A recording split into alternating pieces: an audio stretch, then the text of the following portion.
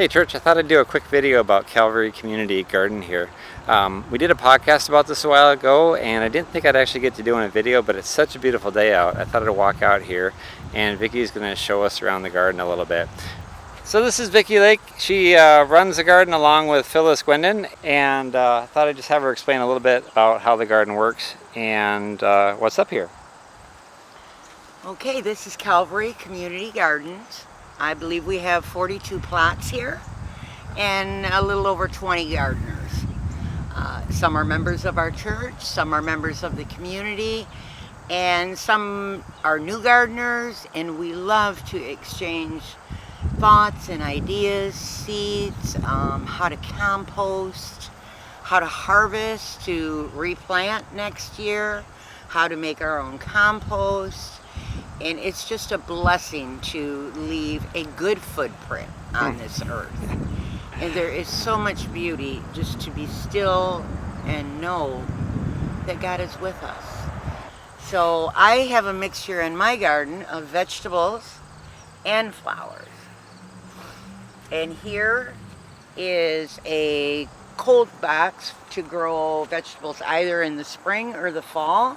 And vegetables that thrive are radishes, beets, lettuce in the cooler winter months, in the cooler summer months, excuse me. Do you have a cover for this too, or is this? I do. I have 2 windows to put over in the spring as a cold frame. Yeah. Like a little greenhouse. We have raised beds here. Usually we save those for people who might have a little bit of instability. Yeah. Or beginners. You know, instead of a whole plot, they might want a row or a box. We have a few raised beds, hoping sometime in the future to make a few more. Yeah. Remember, these are falling apart, and that group from South Bend came down. And yes. Like, we'll just fix them. And about an hour later, they were done. We've been able to do some expansion here. Okay. A shout out to Julie and Gabe for all the hard work that they put into the garden with rototilling. And what's this thing here? We dug up an entire wheelbarrow of potatoes. Oh, wow. 2 weeks ago today. That's a potato row, eh? That's a potato row. And then this is the Jewett plot. Okay. And things are kind of winding down Yeah, the fall things a little look bit. less and less good. I'm glad we could do this before it's totally winter, though. And this is Brian. He does a really good job. He has a couple of plots. He's out here every day. Detroit. We have a lovely resting area underneath the cherry trees here, flowering cherry trees, so you can take a respite, and there's usually a gentle breeze that goes through here. And then we have, this is Gabe and Julie's garden, who really pay it forward. Oh, yeah. In helping others and building things. What are these? That is kale. Oh, wow. Kale, really and fall. this is curly kale. Nice. And I believe this is sage. Okay. And this is something really unique. These are called yarder beans. Okay. Oh, wow, there's a long one there. And they can get up to 3 feet long. Wow.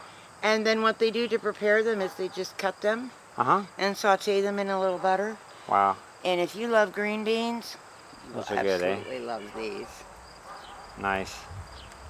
Having been a city girl in my younger years, up until I was 20, moved out to the country and loved the country. And now I'm back in the city, happy to be with the first family and at Calvary here. But I consider this God's blessing, a little bit of country in the city. Awesome. So Bob right here is doing some excavating. Okay. So what he's finding is all the rocks. And he's going to dig that down to the hard pan. He's over here sifting soil. Okay. And the reason for that is, let's get some soil here. Wow. So this is nice and sifted. There's no rocks. And if you were to come over here and try to do the same with this soil, Not so much. not so much. And he's hauled many a rock. This is quite a bit of a long process. Yeah. But then you know what's in your soil and you can add to it with grass clippings for nitrogen, manure, mix it with manure for more enrichment and a better, bigger crop. Yeah. Like I planted one bulb of red cannas, Uh-huh. and I wound up with about 8. Oh, wow. They're bushes, and they're about 13 foot tall. Wow.